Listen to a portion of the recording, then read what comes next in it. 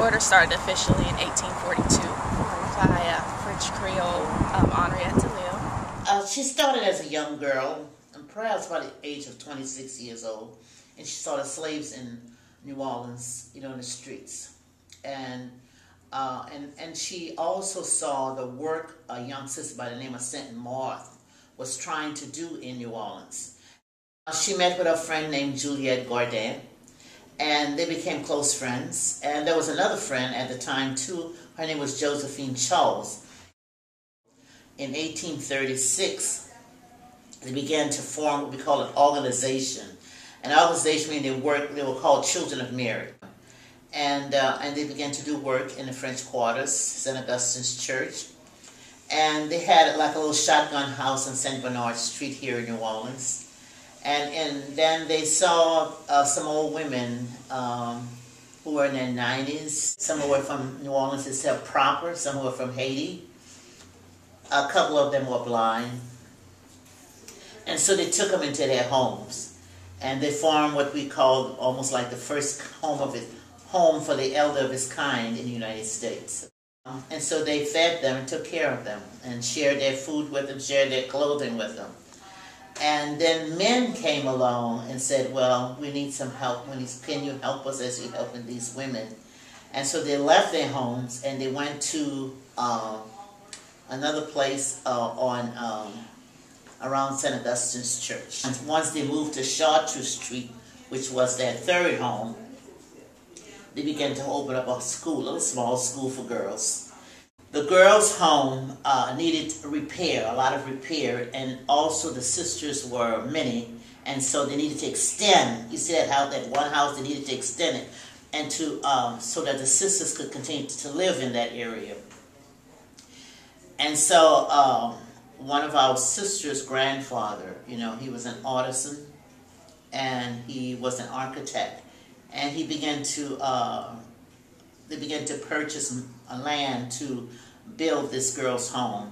And so they went on Gentilly. We know it today as Gentilly, but it was a wooded area, really, when they built that area. They started in the late 1800s. Finally completed that building in 1925. That means they had to stop, gather money, and do other things.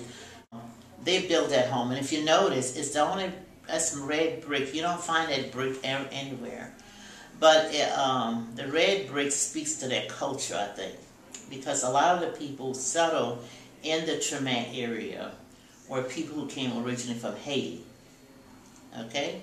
And so the Haitians were builders. They were artisans. They were free people of color at that time.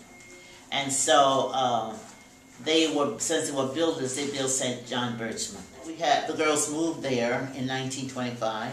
We had a celebration and everything, and they stayed there until perhaps I would say around the 70s that Catholic Charities began to put them in homes instead of the sisters taking care of them.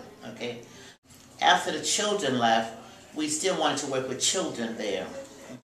So what we did, we had an early childhood program at the lower level. The sisters' ministry is education. That's their ministry.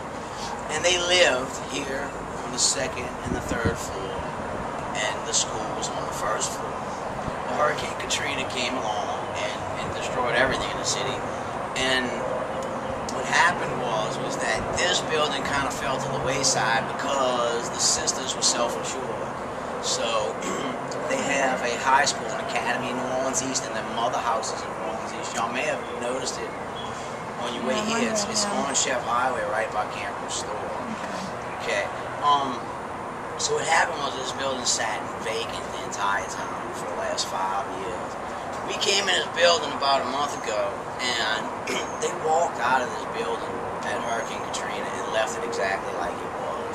It was really kind of weird and spooky when we first got here because personal effects and pictures and everything was still in this building. So we were charged with clearing it out and restoring it so we could turn it back over to them. And like I said, they got those little young women in Africa waiting to come here. They were ready to move in. So you know, we're trying to get the third floor livable again, and they're going to move in. They're so ready to come that we're just going to finish the third floor and they're going to live here while we're still working on the second and first floor. That's great. So that's where we're at, you know. I'm really glad everybody came. So, you know, y'all can help us get that done. Great.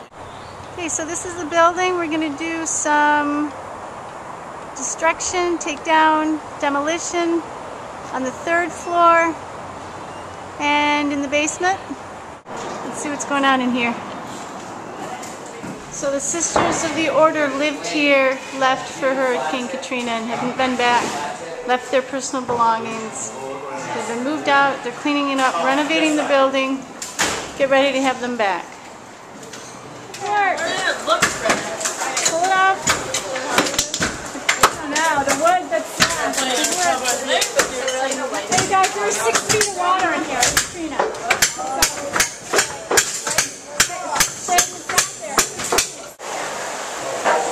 Suze, what are you doing? Taking the nails out, cutting boards. You can reuse the wood. Pretty cool. Very cool.